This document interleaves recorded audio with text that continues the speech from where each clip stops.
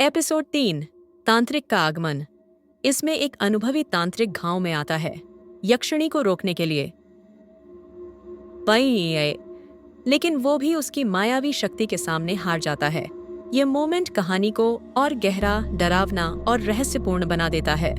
चलिए अब पेश है आपकी कहानी का एपिसोड 3 तांत्रिक का अंत, नर्मदा घाट की यक्षिणी, प्रेम या मृत्यु। एपिसोड 3 तांत्रिक का अंत। स्थान गांव, नदी किनारा, पीपल का पेड़, श्मशान। समय अमावस्या की रात। तांत्रिक का आगमन।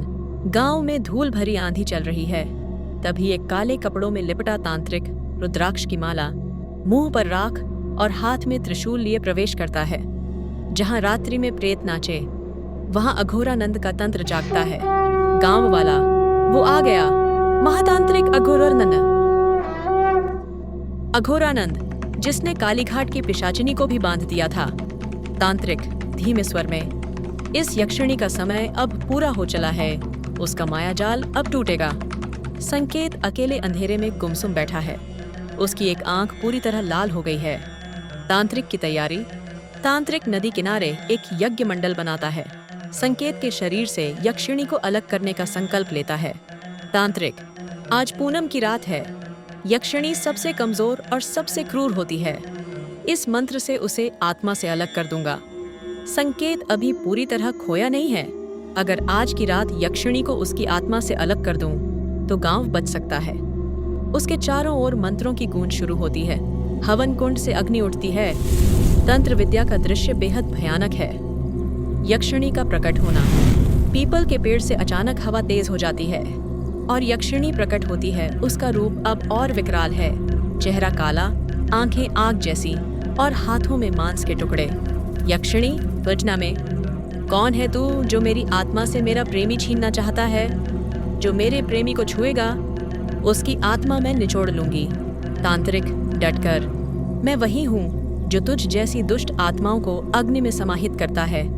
तांत्रिक बनाम यक्षिणी। भीषण टक्कर शुरू होती है। तांत्रिक त्रिशूल से हमला करता है। यक्षिणी हवा में उड़ती है, अग्नि से डरती नहीं। तांत्रिक मंत्र पढ़ता है, एयूएम क्लीं कालिकाय तमा वज्राय यक्षिण्याय नमः, ओं ह्रीं बटुकाय काल भैरवाय नमः। त्रिशूल से हमला करता है। कुछ देर तक यक्षिणी पीछे हटती है, उसके चेहरे पर तकलीफ। संकेत वहीं बेहोश पड़ा है। तभी यक्षिणी अचानक हंसने लगती है, वही पागल हंसी। यक्षिणी, मुझे हराना इतना आसान नहीं, क्योंकि अब मेरी आत्मा इस मनुष्य से जुड़ चुकी है। और वह एक भयानक चीख मारती है। यज्ञ कुंड फटता है, त्रिशूल जलता है। तांत्रिक की आंखें चौड़ी हो जाती हैं। आखिरी शब्द, ये रक्त यक्षिणी नहीं, विनाश की देवी है। रेवती तांत्रिक की आत्मा खींच लेती है। वो तड़पते हुए जल जाता है। तांत्रिक का यज्ञ मंडल जलने लगता है। त्रिशूल उसके हाथ से गिरता है और तांत्रिक के शरीर से खून निकलने लगता है। तांत्रिक गिरते हुए, ये कोई साधारण यक्षिणी नहीं, ये तो प्राचीन रक्त यक्षिणी है, जिसने खुद को देवी से भी बड़ा मान लिया है। तांत्रिक वहीं तड़प तड़प कर मर जाता है। संकेत जागता है। संकेत आंखें खोलता है, लेकिन अब वह पूरी तरह इंसान नहीं रहा। उसकी एक आंख अब लाल हो चुकी है। चेहरा शांत पर भीतर से शून्य।